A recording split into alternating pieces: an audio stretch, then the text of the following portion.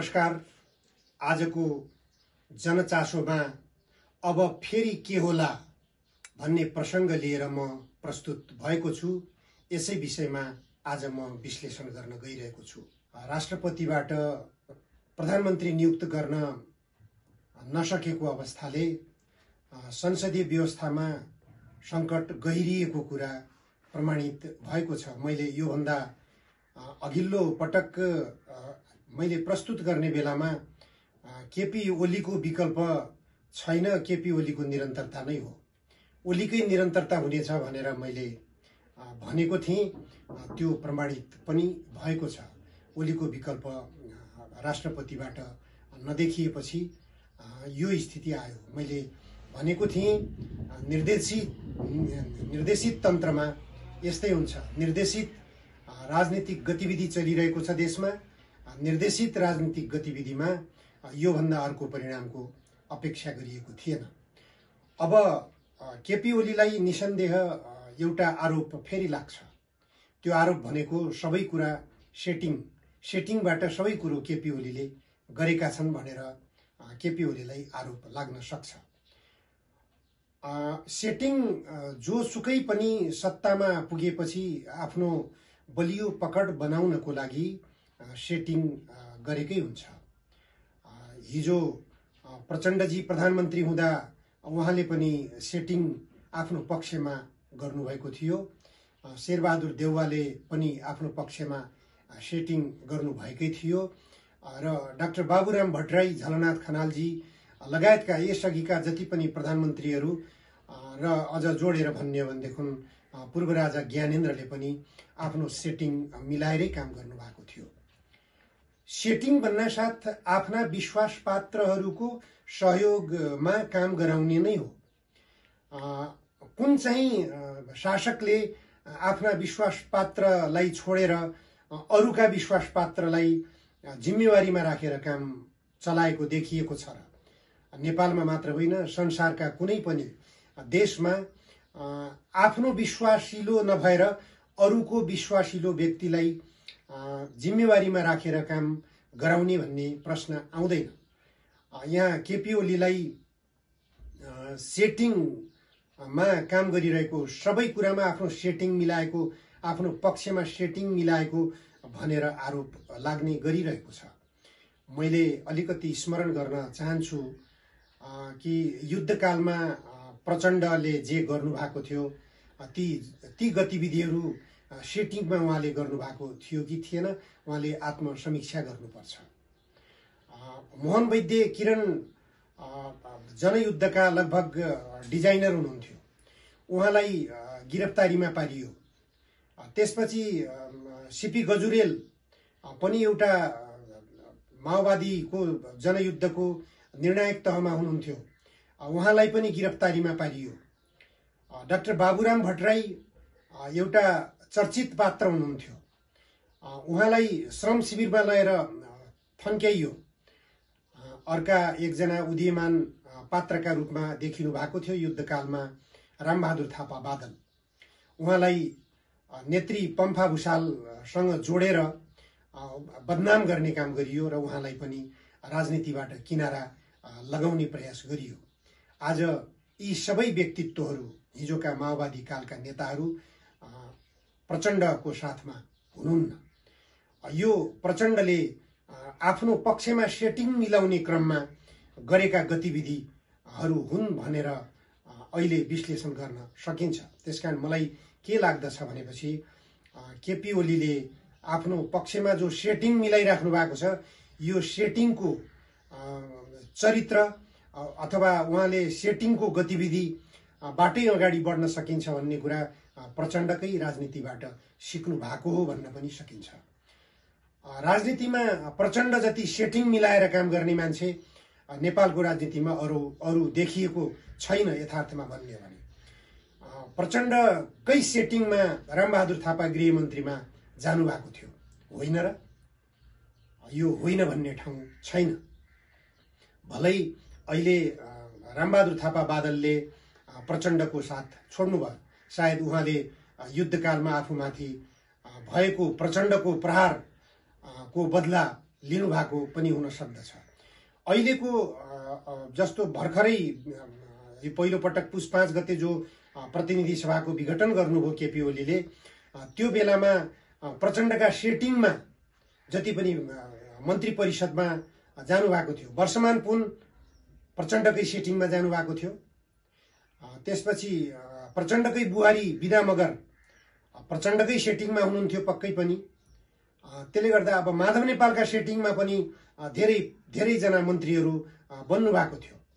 माधव नेपालको सेटिङमा घनश्याम भुषाल हुनुभएको थियो कृषि मन्त्री, योगेश भट्टराई हुनुभएको थियो पर्यटन मन्त्री लगायतका आफ्ना सेटिङमा विभिन्न ठाउँमा राखिएको अवस्था थियो। त्यसले गर्दा उहाँहरूको प्रचण्डजी र माधवजीको सेटिङबाट जिम्मेवारीमा रहेकाहरूले देशको हितमा र जनताको हितमा केही काम गर्न किन सक्नु भएन, यो कुरो प्रश्न छ। अथवा सरकारको लोकप्रियता बढाउने खालको काम किन गर्न सक्नु भएन, यो समीक्षाको कुरा हो। मैले यति भनिरहँदा प्रधानमन्त्री केपी ओलीको पक्षधर्ता लिएको भनेर पनि भन्न सकिन्छ।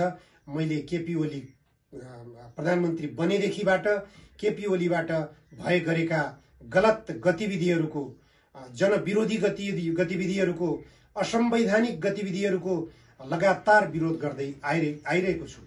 खास गरेर राजनीतिक संकुचनमा केपी ओलीले देखाउनु भएको एउटा राजनीतिक दलमाथिको प्रतिबन्धलाई मैले लगातार विरोध गर्दै गरेँ। प्रधानमन्त्री केपी ओलीसँग वार्ताको प्रस्ताव पनि गरेँ।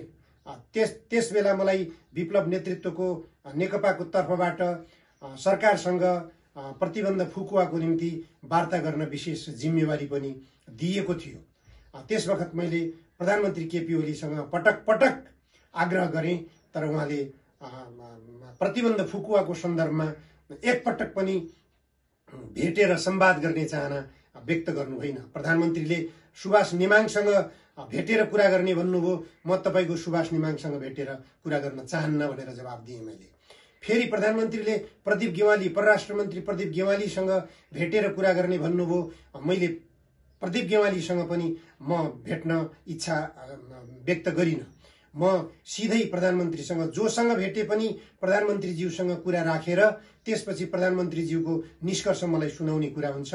त्यसकारण म प्रधानमन्त्रीसँग बाहेक अरूसँग भेटेर म कुरा गर्न चाहन्न यो विषयमा भनेर मैले प्रष्ट कुरा राखेँ, तर प्रधानमन्त्रीले मान्नु भएन।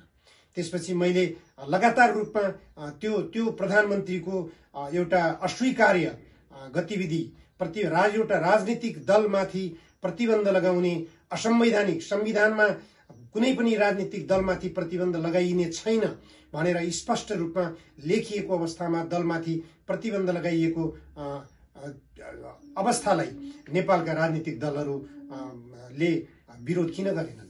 प्रचण्डले किन विरोध गर्नु भएन त्यसको? बाबुरामजीले किन विरोध गर्नु भएन त्यसको? शेरबहादुरजीले किन विरोध गर्नु भएन त्यसको?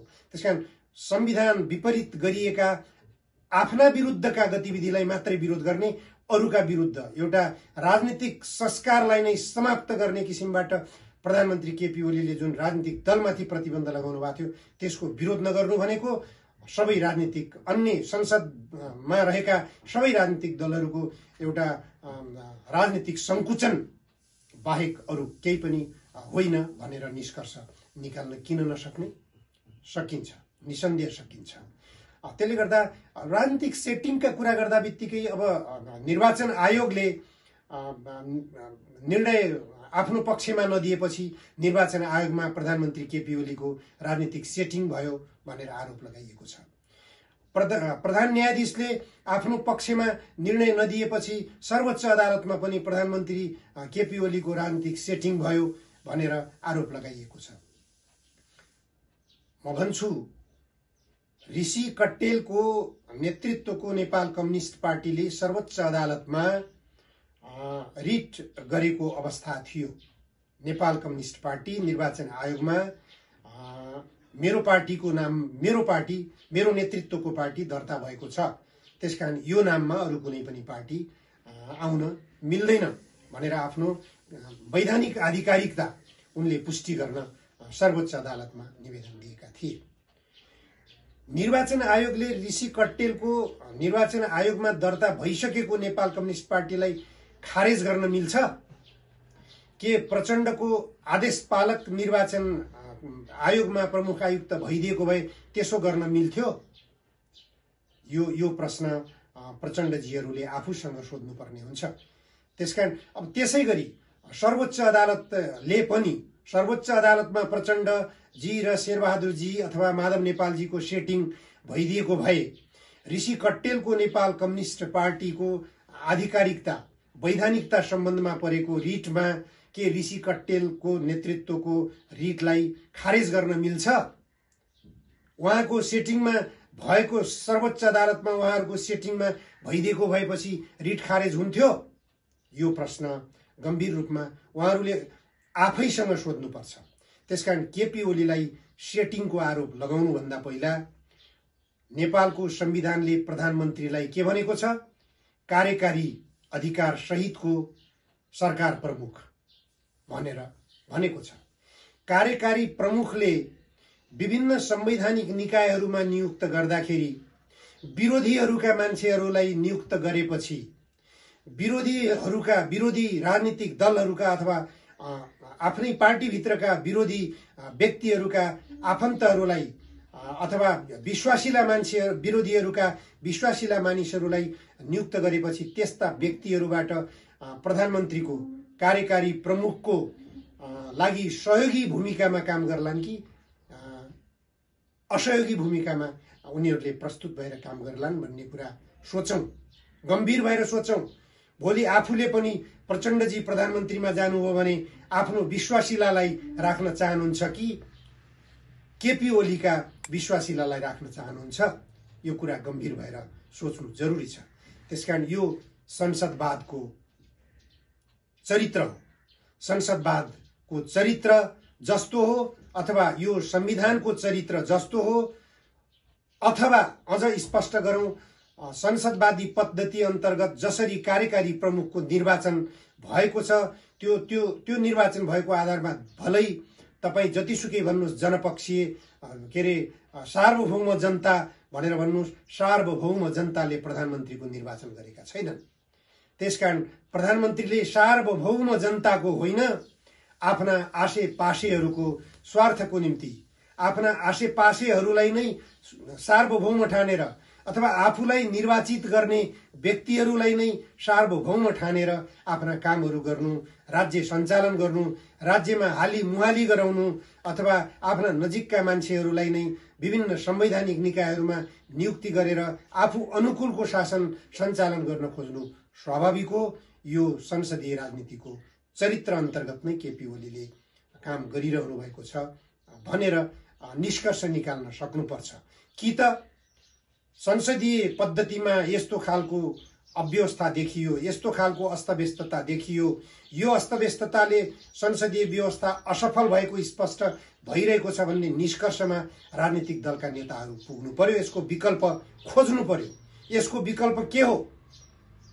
आफूले जुन राजनीतिक दर्शन पढेर अहिलेसम्म राजनीतिक व्यक्तित्वको विकास गरिएको छ, अहिलेको जुन एउटा नेतृत्व तहमा आफूलाई पुर्याउन सफलता हासिल गरिरहेको छ, अथवा जनताले जुन रूपमा अहिले आफूलाई विश्वास गरिरहेका छन्, कम्युनिस्ट पार्टीको नेता भनेर विश्वास गरिरहेका छन्, कम्युनिस्टहरूको आदर्श के हो? के कम्युनिस्टहरूको आदर्श संसदवाद हो? यस्तै संसदवादले कम्युनिस्टहरूको आदर्शको यो चरित्र देखाउन सक्छ? सक्दैन भन्ने कुरा प्रमाणित भइसकेको छ। त्यसकारण राजनीतिक रूपमा विचलन भइसकेकाहरूले प्रधानमन्त्री केपी ओलीलाई सेटिङमा सबै काम गरिरहेको छ भनेर आरोपित गर्नु सरासर गलत हो। जुनसुकै व्यक्ति अहिलेको व्यवस्थामा यो संसदीय पद्धतिमा प्रधानमन्त्रीको अहिलेको पद्धति अनुसार प्रधानमन्त्रीमा गए पनि त्यो प्रधानमन्त्री यदि बहुमतको प्रधानमन्त्री छ भने त्यो प्रधानमन्त्रीले निसन्देह रूपमा आफू अनुकूलका व्यक्तिहरू सेटिङ मिलाएर काम गर्न पाउनु पर्छ र मात्र न प्रधानमन्त्रीको चाहना अनुसारका प्रधानमन्त्रीले सपनाहरू धेरै देखाएका थिए। पहिले प्रधानमन्त्रीमा नियुक्त हुँदा बित्तिकै प्रधानमन्त्री केपी ओलीका सपनाहरू धेरै थिए। प्रधानमन्त्री केपी ओलीले देखाएका सपनाहरू कार्यान्वयन हुन सकेनन्। किन सकेनन् भने कतिपय निकायहरूमा केपी ओलीले आफ्ना पार्टीका अन्य नेताहरूका नजिकका मानिसहरूलाई पनि नियुक्त गर्नुभयो र प्रतिपक्षी दलका नेताका मानिसहरूलाई पनि नियुक्त गर्नुभयो। उनीहरूबाट असहयोगी भूमिका भयो भन्ने निष्कर्ष केपी ओलीले निकाल्नै त पर्यो, किन ननिकाल्ने? त्यसकारण संसदीय पद्धतिमा निर्देशित तन्त्र हावी भइरहेको छ। निर्देशित तन्त्रलाई किनारा लगाउन, निर्देशित तन्त्रलाई कमजोर गराउन राजनीतिक दलहरू फेरि पनि सामूहिक रूपमा बसौं, सर्वदलीय छलफल गरौं, गोलमेज सम्मेलन गरौं। विकल्प के हो? जनतालाई रोज्ने अधिकार दिउँ। विकल्प रोज्नै पर्छ, विकल्प खोज्नै पर्छ। संसदीय पद्धति असफल भइसकेको छ, अन्यथा परिणाम भयावह देखा पर्दैछ। परिणाम भयावह भनेको के हो? तपाईँ हामी सबैले आकलन गरिसकेका छौं। कुनै पनि अवस्थामा यस्तै तरिकाले अगाडि बढ्यौं भने, यस्तै तरिकाले राजनीतिक दलहरूले एउटा असमझदारी मात्र देखाएर अगाडि बढ्न खोज्ने हो भने राष्ट्रपतिले एउटा विकल्प लिनुपर्ने हुन्छ। त्यो विकल्प अप्रिय हुन सक्छ। त्यस्तो अप्रियकर विकल्प आउनुभन्दा अगाडि हामी सोचौं, निकास खोजौं। म यही अनुरोध गर्न चाहन्छु। बाँकी फेरि अर्को विषय लिएर अर्को पटक भेटौँला। आजलाई नमस्कार।